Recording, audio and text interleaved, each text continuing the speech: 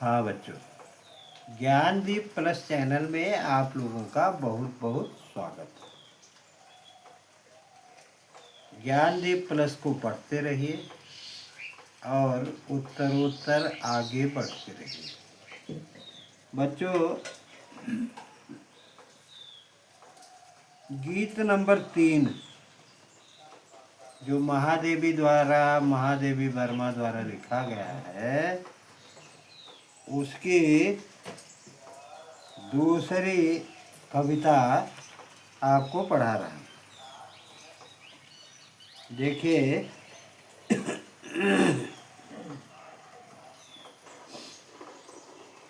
पथ को न मलिन करता आना, पद चिन्ह न दे जाता जाना।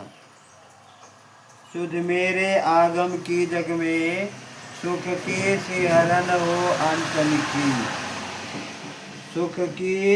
सुध मेरे आगम की जग में, सुख की सिहरन हो अंत लिखी।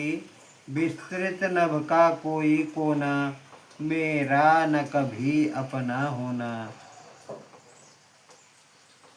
परिचय इतना इतिहास ही, उमड़ी कल की मिट आज चली। इसमें 2 लाइनें अंडरलाइन की गई हैं और यह 2024 में आया।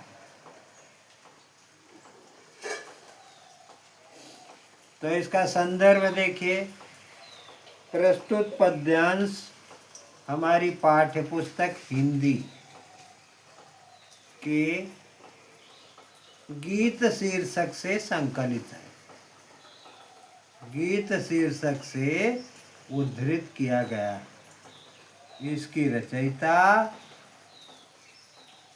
कवित्री महादेवी वर्मा है।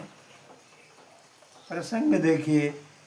प्रस्तुत पद्यांश में कवित्री ने बादल और स्वयं के जीवन में साम्य स्थापित किया है और बादल से स्वयं की तुलना करती हुई अपने जीवन की व्याख्या प्रस्तुत करती हैं। देखिए, इसकी व्याख्या देखेंगे। पथ को न मलिन करता आना, पद चिन्ह न दे जाता जाना।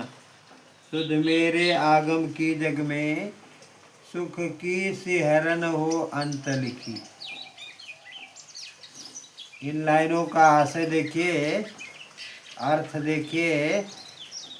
व्याख्या में कवित्री कहती है कि जिस प्रकार आकाश में बादल के छाने से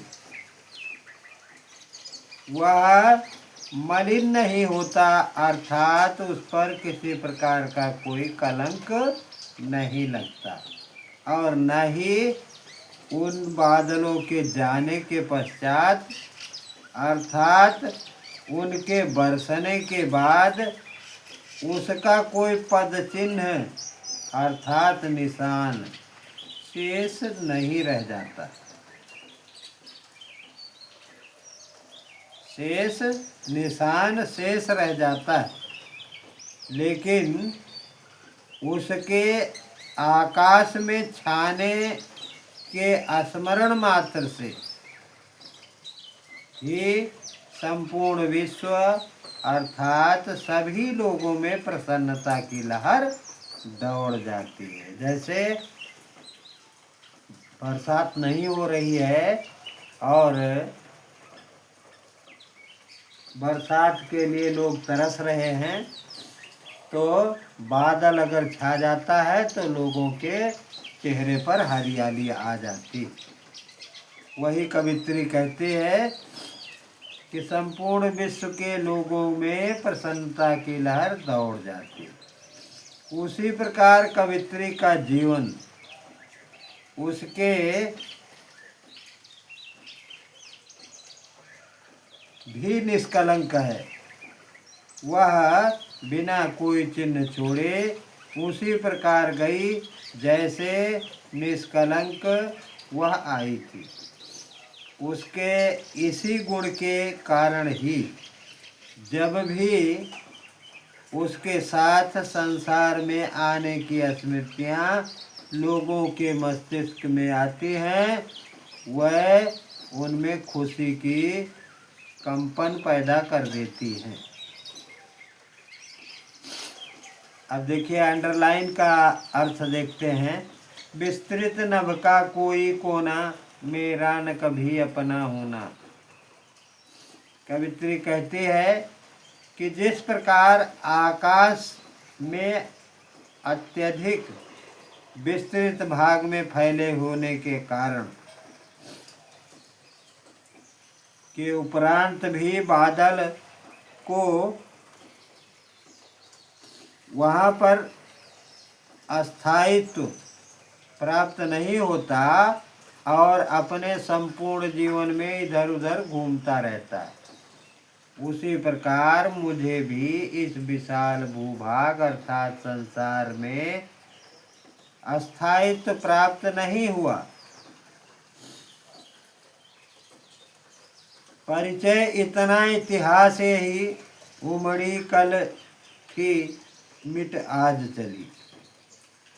कवित्री आगे कहती है कि जैसे बादल का अस्तित्व केवल उसके निर्मित होने और बरसने तक ही होता है और वही उसकी पहचान एवं उसका इतिहास बन जाता है, उसी प्रकार कवित्री की पहचान एवं इतिहास केवल इतना ही है कि वह कल आई थी और आज जा रही है, यही उसका संपूर्ण जीवन है।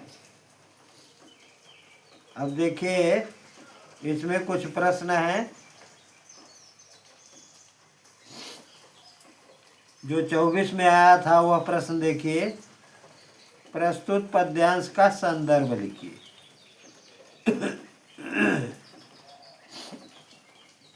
अब संदर्भ में आपको वही लिखना है कि प्रस्तुत पद्यांश हमारी पाठ्य पुस्तक गीत 3 का काव्यांश उद्धृत किया गया है। इसकी रचयिता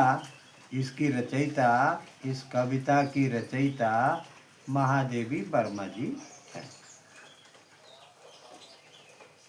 अब इसमें दूसरा प्रश्न देखिए,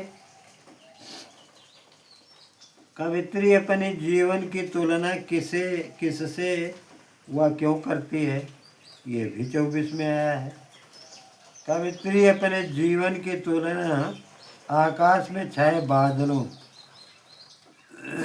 से करते हुए कहती है कि जिस प्रकार आकाश में बादलों के छाने से वह मलिन नहीं होता और न ही बरसने के पश्चात उसका कोई पद चिन्ह शेष रहता है, उसी प्रकार कवित्री का जीवन भी निष्कलंक है। वह जैसे आई थी और वैसे ही लौट रही है।